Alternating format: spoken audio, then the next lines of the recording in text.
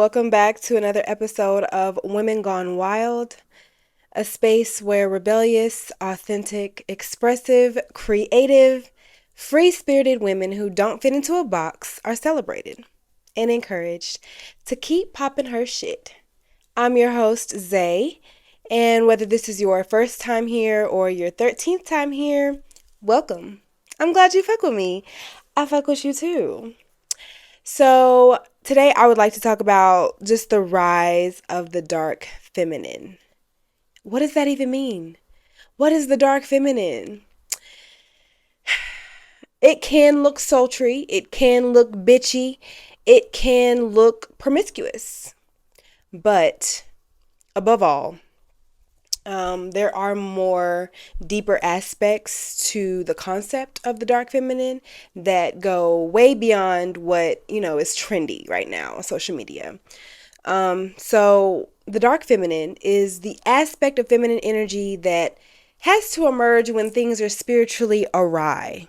Okay, shit is disharmonious, shit is out of natural order, and when the feminine has been oppressed, disrespected, disgraced, dishonored, desecrated, abused, the dark feminine has to make an appearance.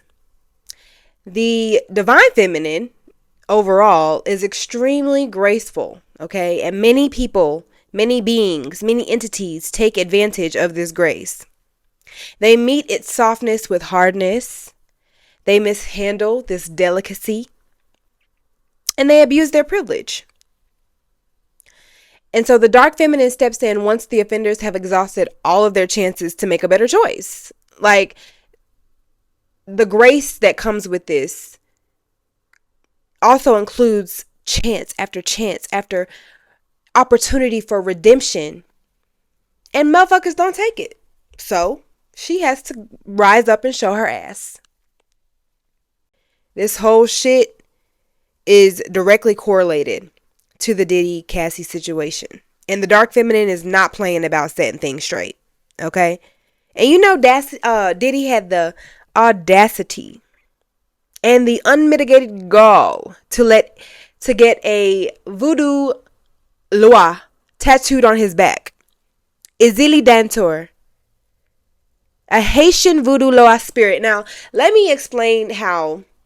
Let's just put the emphasis on how voodoo is a closed practice. Okay? So to even get the tattoo is like bottom line disrespectful.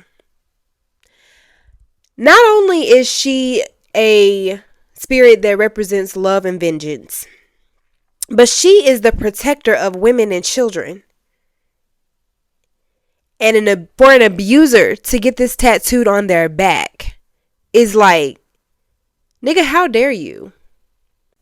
Best believe she is eating his ass up right now because, nigga, how dare you? Like, okay, he got the tattoo in 2017, right?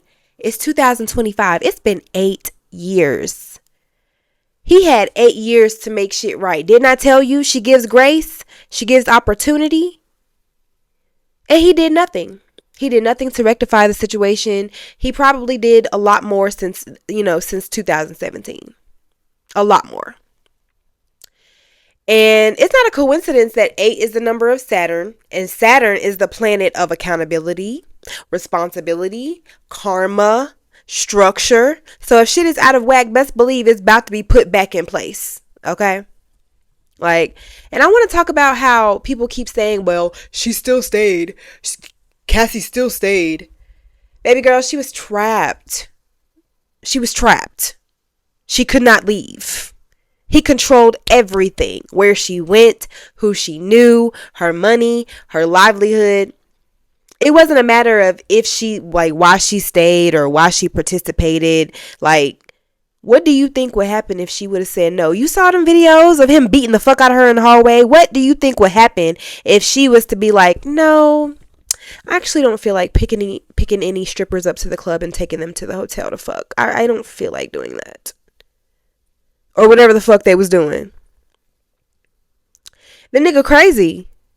He'd bust her door open and shit, follow her to other countries and shit. Like, this nigga is is has a power, there's a power imbalance in their relationship. And that's how it is between abusers and victims. There's a power imbalance.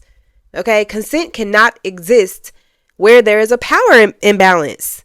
Diddy used his power, his connections, his status, his money,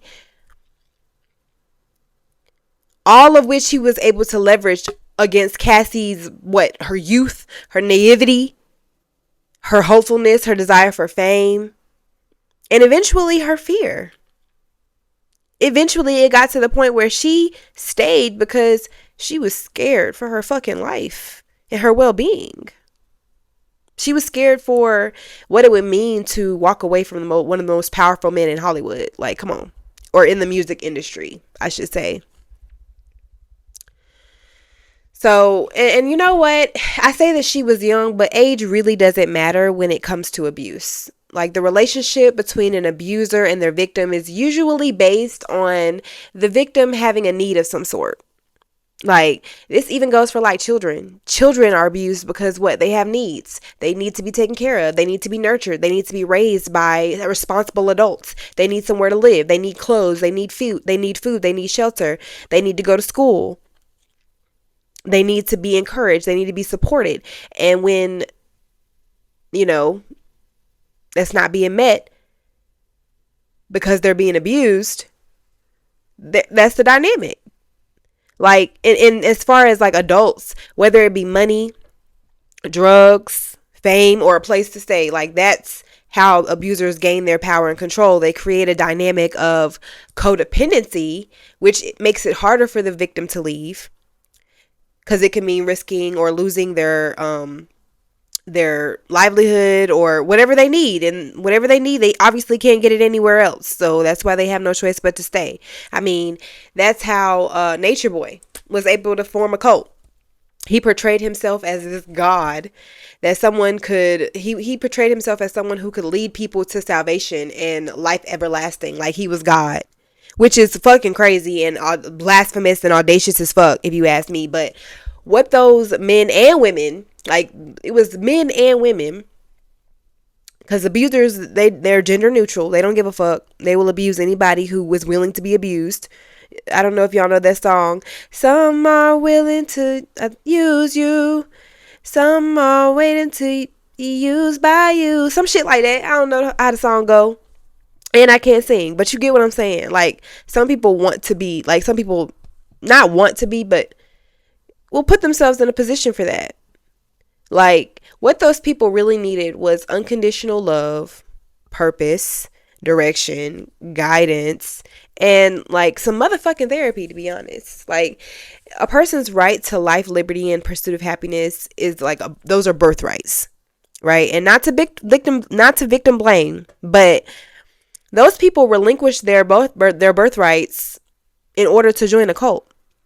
Ain't no life, liberty, or happiness in a fucking cult, because those people like had to give up everything. They had to give up their psychological, mental, spiritual autonomy, their personal belongings, and they chose to run from themselves and be a slave to some man.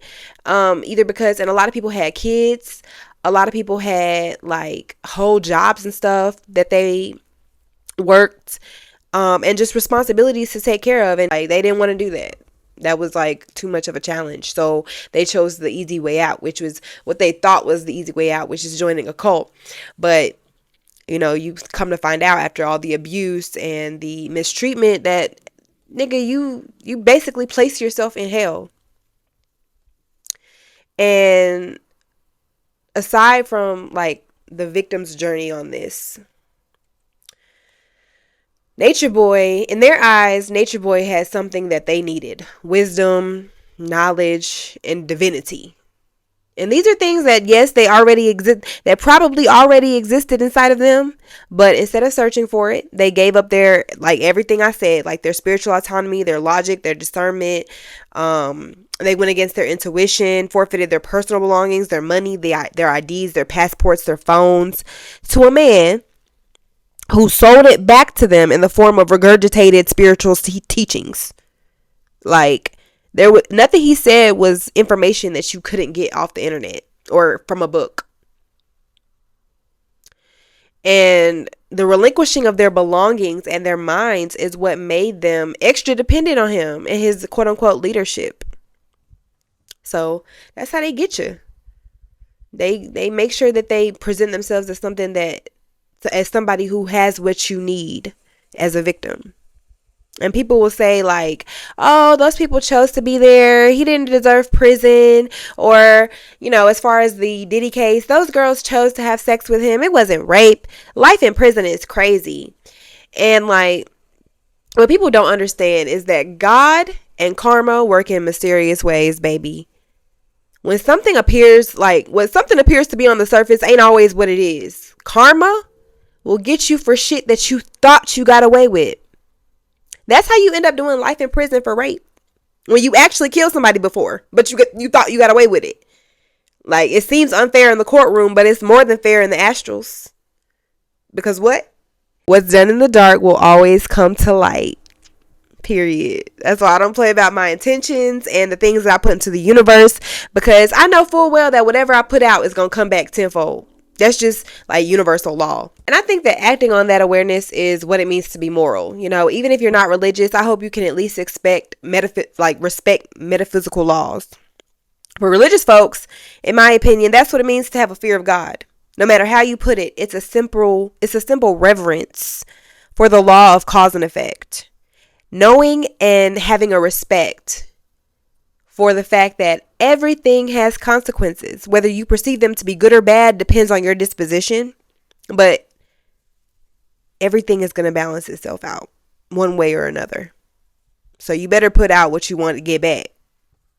Now, like, I just want y'all to think about like somebody like Nature Boy. I don't know if y'all know who he is. Y'all have to, it's a whole journey if you decide to dig into who this person is. But somebody like Nature Boy doesn't just coerce women into sex, and he doesn't just non-consensually film sexual acts. He was wilding, like, out loud. So imagine what he was doing in private, in the dark, behind closed doors. That's what he got punished for. Plus, the woman who took him down is obviously, like, backed by a very strong team of, like, ancestors, angels, spirit guides, and they don't play about her. And ultimately, the dark feminine is not letting niggas slide no more. So that energy is behind this whole thing too. Same with Diddy. Racketeering, sex trafficking, transporting niggas for prostitution. It may not seem like it's worthy of a life sentence, but like the sentence is probably karmic justice for offenses that didn't even make it to the courtroom. There are women saying he drugged and raped them. So there's that. Like, whatever he did, whatever he has done, Spirit knows about it. Izili Dancer knows about it. And she will see to it that he gets exactly what he deserves. That's all I'm going to say. That's all I'm going to say on that. So, yes, the dark feminine is definitely like coming to the surface, coming through the veil, because niggas don't know how to act, and she got to set shit straight. Like the rise of the dark feminine also looks like plantation houses catching fire in Louisiana. I don't know if y'all saw, but it was a plantation house in Louisiana that burnt, and it was like the way that it burned, it was obvious that it was a literal act of righteous and justified feminine rage. The act, like the burning of the house, carried so much ancestral and historical weight, specifically because of the way that it burned. The fire started at the top, and it didn't reach the bottom. The bottom was fine.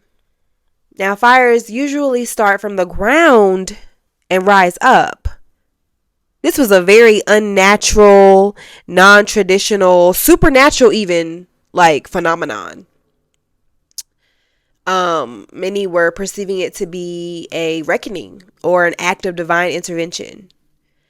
So, specifically the fire starting at the top, it represents the dismantling of an outdated power structure. Okay, niggas, the niggas who got their power from abusing people, killing people, enslaving people, all that shit, all the generational wealth is about to be stripped from the wrong hands and placed into the right hands.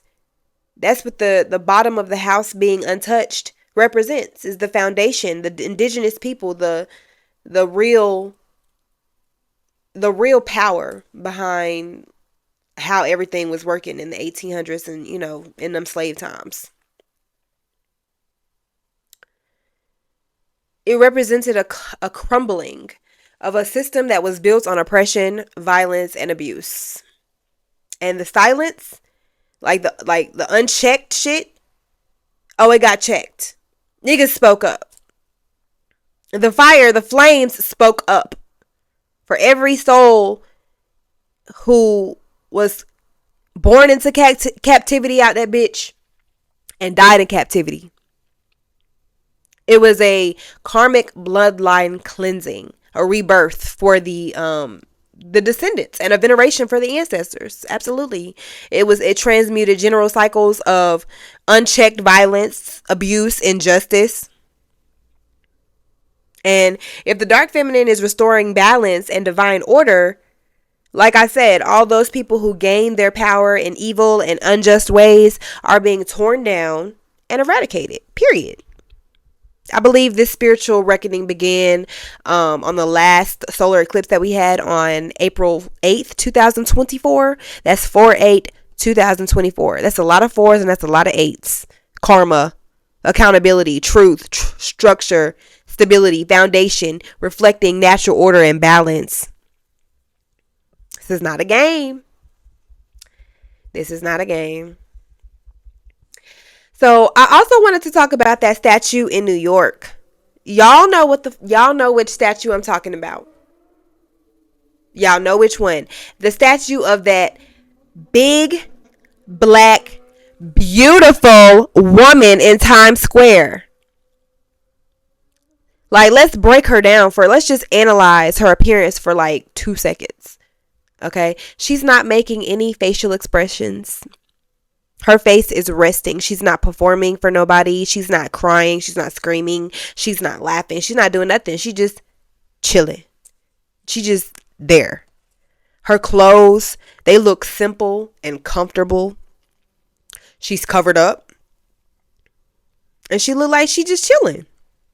Like she finna go to the store or something. Her hair is a very average length. It's in braids for convenience and ease. When she wake up in the morning, she don't got to do too much. All she got to do is gel them edges down a little bit if she chooses to, and keep it moving. Her body is full, thick, healthy, and natural. She doesn't have liposuction, implants, or a BBL. Her skin is dark. It's black, like an obsidian crystal.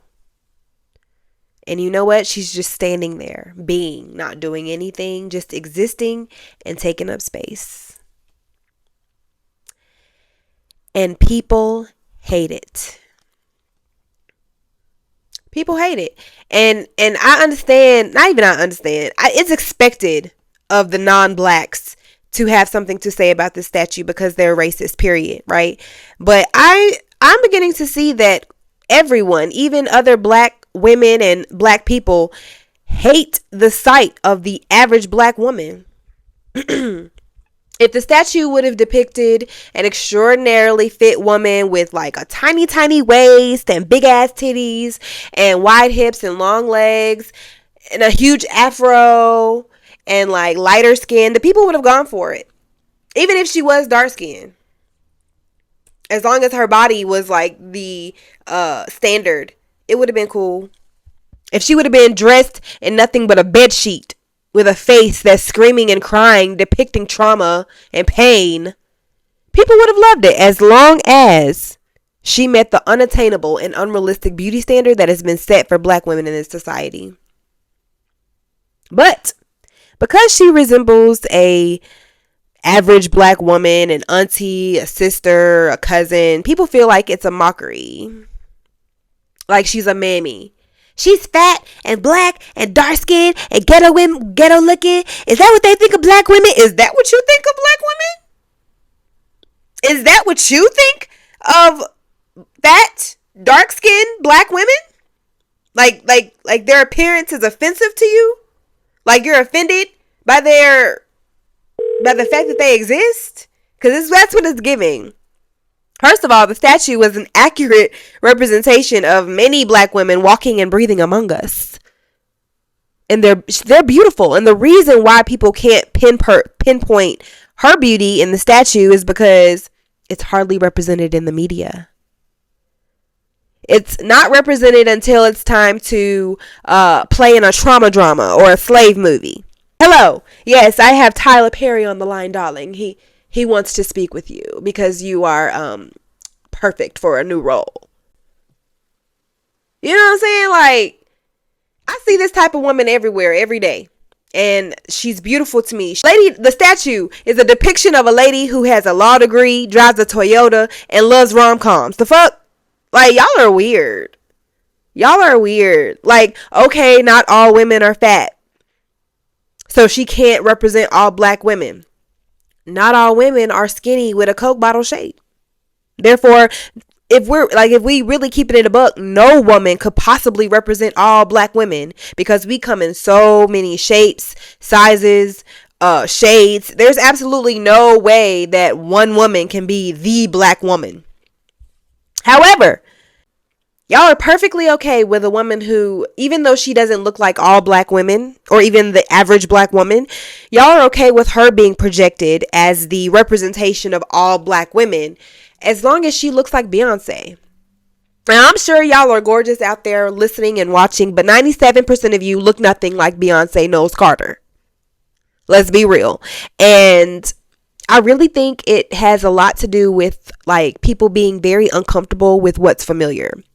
It forces you to look at yourself and to open your eyes to the world that's actually around you. Not social media, not Instagram, but what's actually in front of you. And for some reason, or not for some reason, it's programming. You've been conditioned to hate reality, like to hate what's real. Your natural bodies, your natural faces, and not everybody. I'm not speaking for everybody, but I'm just saying the projection and the programming that has taken place has caused people to like not want to look at themselves. So they gravitate towards fantasy and realism, or they gravitate towards fantasy and surrealism and like just shit that's just unrealistic. And I'm not the type of person to tell another person what their reality is like. Like what's realistic for you is not realistic for me. What's realistic for me may not be realistic for you, and that's fine. But like the chasing of just this unattainable like standard of luxury, beauty, it's all like fantasy, and people's like obsession with that. So yeah. That's all I have to say about that, guys. It's been a really long week. It's only Thursday. And yeah, I'm glad that I was able to get this episode out. I appreciate your patience. I know I'm not consistent, but you know, it's intuitive. So you get what you get, and when you get it, it's going to be good. Wow, I really need to buy some more weed, but I really need to find a lady plug, y'all. Like, I don't mind when women flirt with me. In fact, I encourage it. Shit, you know what I'm saying? If you sell me some weed, let's match and bump coochies. No, I'm just kidding. Kind of. But like when male plugs flirt with me, I'd be like, sir, one or the other. You can either get this money or you get this honey. And when I say honey, I'm talking about my flirtatious behavior. You know, the laughs, the giggles, the touches, the eyes. You can either get this money or this honey. And if I'm paying for this weed, I'm not flirting with you. So keep it cute. That's it for today, guys. I appreciate y'all for listening, for watching, all that jazz. As always, you can follow me on social media. Instagram is Zajavuu. It's pronounced Zajavuu, but you can call me Zae. Just say Zae. It's okay. I be meeting y'all in person, and y'all be trying so hard to say my Instagram name. Zae. It's just Zae, baby. Yes, stay tuned for more episodes of the podcast. And if you're listening on Spotify or Apple Podcasts or iHeartRadio. Please leave a review of my podcast. Tell me what you think. Tell me what you like about the podcast. Tell me what you hate about it. We can get in the paint, baby. Nah, I'm just playing. But yeah, I'd love to hear your feedback. I love the engagement. For exclusive episodes and bonus content that is not available to just anyone, you can subscribe to my Patreon for just $8 a month. That really helps keep the Women Gone Wild journey flowing. So I really appreciate your support. You can purchase one-of-a-kind artwork from me on Etsy. I do have a limited edition of prints and canvas art available. And yeah, I will see you guys next time. I hope y'all have a great weekend. Peace.